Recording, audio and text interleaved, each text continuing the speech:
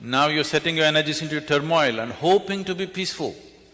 Life doesn't work like that. Unless you do the right things will not happen to you. Now, what is being referred to as inner engineering or what is largely known as yoga?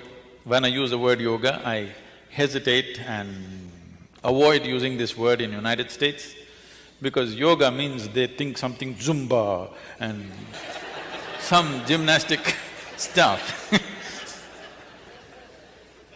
Like we get… in India we get all your B grade and C grade movies. Just like that, you get some things like that from India. Now, one dimension of yoga is like, if you remember in 60s and 70s when the television came first, on top of your home there would be an aluminum contraption. Now it's become much more sophisticated, otherwise there would be aluminum tubes hanging like this. You're just watching your favorite program, suddenly your television goes boop, boop, boop. Then you run up on the terrace and pull it like this, it won't work, pull it like that, it won't work. You get it there properly. Suddenly the whole world pours into your sitting room. This is called an antenna. This… you are who you are. You know that you exist only because you perceive. Yes or no? See, suppose you're sitting here and you fell asleep. For sure I will disappear. I'm the first one. If you go a little more like that, everybody will disappear. If you really get hung, even you disappear. In your experience, the existence is obliterated, isn't it? You need to understand, you even know that you exist only because you're perceiving. So what you perceive is what you have become. There's also other nuances to that, how you perceived, what you made out of it, but essentially, what you perceived is what you have become.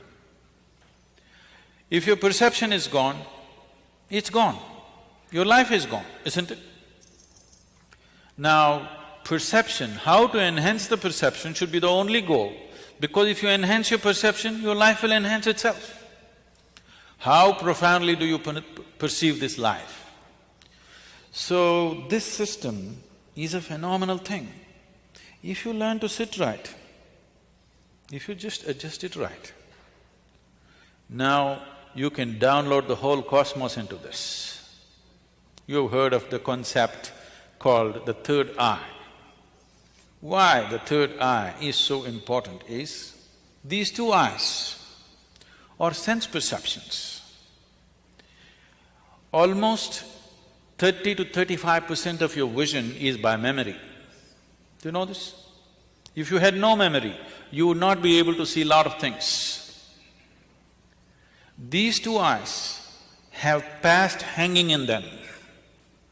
They're always blurred by the past. If you look at this, what looks nice, what doesn't look nice, what looks right, what doesn't look wrong, what looks wrong, what is okay, what is not okay, what is beautiful, what is not beautiful, everything is by memory. If your memory is taken away, these two eyes become half blind, at least one-third blind for sure. So in these two eyes, past is always hanging. That's why we say, you see something like this, okay, that's your karma, that's your doing, that's your memory bank which is doing this. A third eye is that which has not invested in memory, which is simply seeing things as they are. This doesn't mean you have to crack your forehead, okay?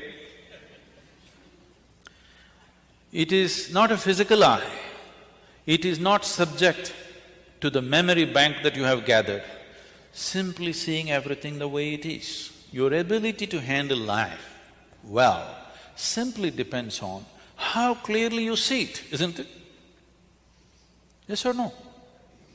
Right now, you cannot see anything clearly because 35% of the actual physical vision is dependent upon the memory that you have. But gathering strong prejudices, gathering strong emotional identifications, your ability to see is gone almost 90%.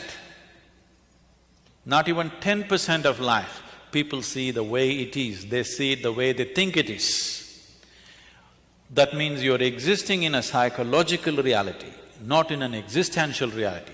What that means is, you're just lost in your own creation, you have no contact with the Creator's creation. If you experience the creation the way it is the most phenomenal thing, there cannot be anything more. And it need not be anything more because if you spend 1,000,000 years, you still can't figure the sophistication and the intricacy of what it is. But people are bored. When you can't figure an atom in a lifetime, or 10 lifetimes you can't figure one atom, people are bored because they're lost in their own petty creation. They're existing in their own psychological creations, psychological existence, not in the real existence. Life is here. What's in your mind is madness, isn't it?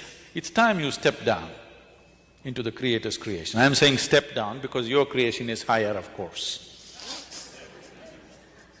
Otherwise, why would you dwell there? So it's time every human being dedicated a little bit of time towards this. It's being offered in Atlanta if you wish to take it. Otherwise, in your own home, if you want to do, there are tools being given out because of the generosity of a few people, that these things are available or it's available online to start with. But every human being should start the process of turning inward. Otherwise, when moment of death comes, all you will have is belief systems to hang on to. And everything that you believe, everything that you think matters to you right now will not